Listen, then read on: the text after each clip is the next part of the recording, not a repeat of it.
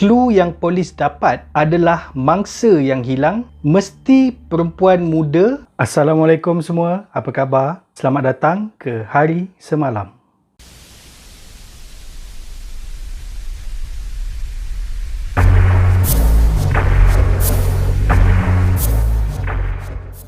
Dalam video kali ini, aku nak ceritakan satu lagi kes yang pernah menjadi bualan ramai pada tahun 1970-an dulu. Dah lama dah.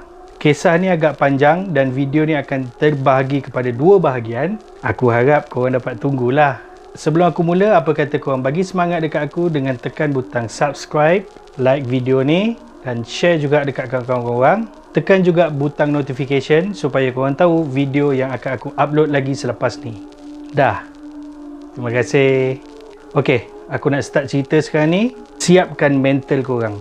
Tahun 1970-an adalah salah satu dekad yang kelam untuk Amerika Syarikat. Zaman-zaman ni kes jenayah sangat tinggi. Rompakan, rogol dan juga pembunuhan sering berlaku. Masa ni belum lagi ada istilah pembunuh bersiri tu. So banyaklah kes bunuh yang berlaku di Amerika Syarikat. Tak apalah nak jadi dengan US masa ni 1 Februari 1974 bermulalah kisah yang akan mencatat sejarah Amerika Syarikat. Linda Ann Haley berusia 21 tahun dilaporkan hilang. Akak ni merupakan seorang sarjana lulusan University of Washington, Seattle. Dia ni orang ramai kenal sebab dia adalah salah seorang penyampai radio segmen cuaca dekat Seattle masa tu. Rakan sekerja dia pelik. Kenapa dia ni tak muncul-muncul untuk masuk kerja? Dia bukannya orang yang selalu ponteng. Pendengar setia radio tu pun rasakan sesuatu yang tak kena bila Linda ni tak ke udara untuk beberapa hari. Beberapa rakan sekerja dia cari dia tapi malangnya tak jumpa dan mereka laporkan kehilangan dia. 12 Mac 1974, Donna Gail Manson berumur 19 tahun pula hilang. Akak ni pula adalah seorang pelajar di The Evergreen State College, Olympia. Tempat ni terletak 95 km ke arah barat daya Seattle. Dia ni masa tu dia nak keluar pergi tengok konsert jazz. Tapi itulah tak balik-balik. 17 April 1974, Susan Elaine Raincourt, pelajar di Central Washington State College di Ellisburg pun hilang. Dia ni dalam perjalanan nak balik bilik dia daripada jumpa pensyarah dia. Itulah last orang nampak dia. Lepas tu dah tak jumpa dah dia kat mana. Ada dua orang pelajar college tu, perempuan lah, bagi tahu polis yang diorang ni ada nampak seorang lelaki dekat kawasan college tu beberapa hari sebelum Susan hilang. Lelaki ni pakai arm sling. Tahu tak? Anduh. Apa? Anduh tangan untuk orang patah tu. Lepas tu dia minta tolong sesiapa yang lalu kat situ, terutamanya perempuan, untuk tolong dia angkat barang masuk kereta dia. Kereta yang dipakai adalah Volkswagen Beetles, ala yang kita katak tu, warna macam coklat-coklat pirang-pirang sikit. 6 Mei 1974, Roberta Kathleen Parks nak pergi lepak dengan kawan-kawan dia dekat Memorial Union. Tempat ni kira macam tempat lepak untuk pelajar-pelajar dekat Oregon State University, Corvallis. Tapi kawan dia tunggu, Roberta ni tak sampai-sampai. Masa ni orang-orang dah mula risau dah. Bayangkanlah, sebulan mesti akan ada seorang perempuan yang akan hilang. Masyarakat mula desak pihak berkuasa buat tindakan secepatnya. Clue yang polis dapat adalah mangsa yang hilang mesti perempuan muda berkulit putih, cantik, berambut panjang dan belah tengah. 1 Jun 1974, Brenda Carol Ball berusia 22 tahun dilaporkan hilang setelah meninggalkan satu kedai makan dekat Pekan Burin. Kali terakhir dia kelihatan adalah dekat lot parking. Dia bercakap dengan seorang lelaki berambut perang dan lelaki tu pakai arm sling juga. 11 Jun 1974, Georgian Hawkins hilang juga. Last orang nampak dia masa bila tau? Dia tengah berjalan dekat lorong antara blok ke blok. Lorong tu terang benderang. Kat situ pun boleh hilang. Masa kehilangan Georgian Hawkins ni masuk berita, ada saksi yang bagi tahu lelaki dengan kereta katak warna perang tu ada dekat kawasan tu. Dia dalam keadaan susah, ialah pakai arm sling tu, minta tolong orang yang lalu kat situ, terutamanya perempuan, masukkan barang dalam kereta dia. Ini adalah orang yang sama dengan yang pernah diceritakan dengan saksi-saksi kejadian sebelum ni. Tapi siapa? Siri penculikan mula memuncak pada 14 Julai 1974. Penculikan ni berlaku dekat tempat terbuka kat sebuah tasik.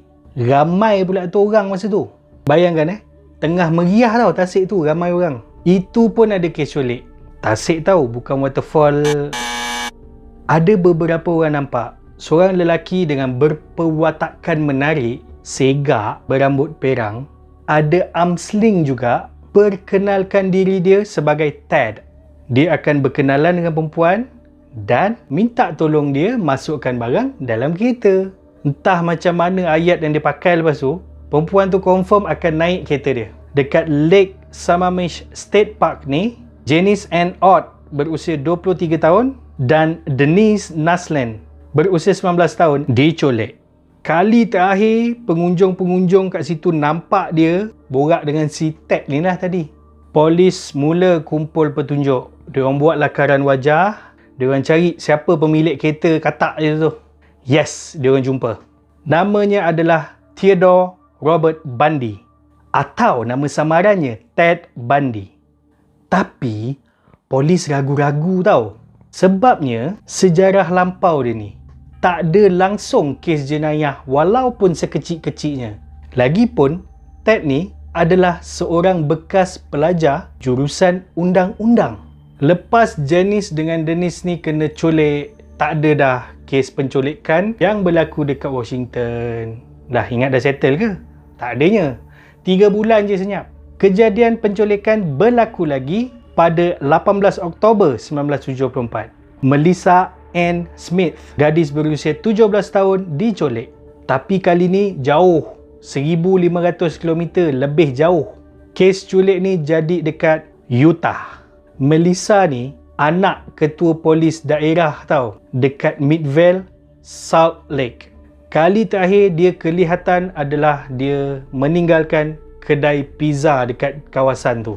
31 Oktober 1974, Laura Ann Ames, berusia 17 tahun juga, hilang di Lehi di tengah malam selepas dia keluar daripada sebuah kafe. 8 November 1974, Carol DeRonge, berusia 18 tahun, hampir menjadi senarai mangsa Ted. Seorang lelaki menghampiri dia dan memperkenalkan diri dengan nama Officer Roseland dari Murray Police Department. Dia menyamar sebagai seorang anggota polis. Officer ni bagi tahu dekat Carol ni, ada orang cuba buka kereta si Carol ni. Ada orang cuba nak pecah masuk kereta dia. Mamat ni ajak Carol pergi balai polis untuk buat aduan. Carol ni pun ikutlah mamat tu nak pergi balai kan, dia ikut. Tapi dalam kereta, Carol ni perasan jalan yang mamat ni guna bukan jalan nak pergi balai. Carol ni pun beritahulah, bang, ni bukan jalan nak pergi balai, dia kata. Ni jalan lain ni. Bila mamat tu tersedar, dia cuba untuk tahan Carol dan cuba untuk gari tangan Carol. Malangnya, gari kan ada dua kan. Dua-dua gari tu pergi ke tangan yang sama. Dia bukan dua-dua macam ni. So, dia pergi kat sebelah aje. So, akak ni pun melawan lah. Kenapa pula ni kan? Dia dapat buka pintu kereta, dia keluar. Dia terus lah, larilah laju minta pertolongan. So, terlepaslah akak ni jadi mangsa seterusnya. Malamnya, lebih kurang pukul 10, seorang gadis yang berusia 17 tahun juga, Debra Jean Kent, pelajar di Viewmont High School, diculik. Dia ni nak ambil adik dia latihan teater dekat sekolah. Dah malam kan? Tapi malangnya, itulah kali terakhir dia kelihatan. Dan dekat parking lot kawasan sekolah dia, polis jumpa kunci untuk gari yang ada pada Carol tadi tu. 12 Januari 1975, seorang jururawat, Karen Eileen Campbell, berusia 23 tahun, dari Wildwood Inn di Snowmass, Colorado, hilang. Dia diculik masa dia tengah berjalan dekat lorong apartmen dia, dan lorong tu terang benderang. 15 Mac 1975, Julie Cunningham berusia 26 tahun, seorang instruktur ski di Vail, Colorado, diculik masa dia dalam perjalanan menuju ke restoran untuk lepak-lepak dengan kawan-kawan dia. 6 April 1975, Denise Lynn Oliverson berusia 24 tahun diculik masa tengah kayuh basikal nak pergi rumah mak bapak dia dekat Grand Junction, Colorado. Polis jumpa basikal dengan selipar dia dekat bawah jambatan kereta api. 28 Jun 1975, Susan Curtis berusia 15 tahun diculik masa dia tengah menghadiri satu persidangan kat Birmingham Young University. Setakat ni korang kira tak? Dah berapa nama dah aku sebut? Dah berbelas dah. 16 orang gadis muda diculik. Mana diorang pergi ni? Mana diorang? Mereka semua dibunuh selepas diseksa dan diperkosa. 16 Ogos 1975, seorang peronda polis mengejar sebuah kereta yang mencurigakan di kawasan Granger. Kereta ni subuh-subuh merayau tak tentu pasal. Lepas tu bila nampak kereta polis, makin lama makin laju pula dia. Teruslah polis tu kejar. Polis berjaya tahan kereta ni, dan dalam kereta tu ada seorang lelaki bernama Ted Bundy. Dalam kereta tu juga polis jumpa beberapa barang yang mencurigakan. Antaranya ada topeng untuk main ski tu, besi, gari untuk tangan, ada tali, plastik sampah besar, pemecah ais dan beberapa lagi barang yang selalu digunakan kalau nak pecah masuk rumah orang. Ted Bundy pun ditahan, tapi dia diikat jamin oleh diri dia sendiri pada esok harinya. Lah kenapa pula? Dia kan pernah belajar undang-undang dulu. So dia tahu macam mana caranya untuk lepaskan diri daripada polis. Akan tetapi pada 2 Oktober 1975, polis arahkan Ted Bundy datang ke balai untuk buat kawat cam atas penculikan Carol DeRonge. Ingat tak yang Bundy pernah culik dulu tu? Bila Carol ni tengok je muka dia, dia tu cakap, ni Officer Roseland tadi tu. Ted Bundy ditahan atas tuduhan menculik Carol DeRonge. Dia dipenjarakan di Salt Lake County Jail. Yes, akhirnya Ted Bundy ditangkap. Tapi selesai dah ke? Perbicaraan Ted Bundy pun berlangsung pada Februari 1976.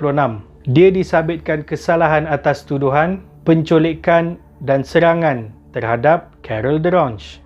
Dan Ted Bundy dijatuhkan hukuman penjara minimum setahun dan maksimum 15 tahun di Utah State Prison pada Jun 1976.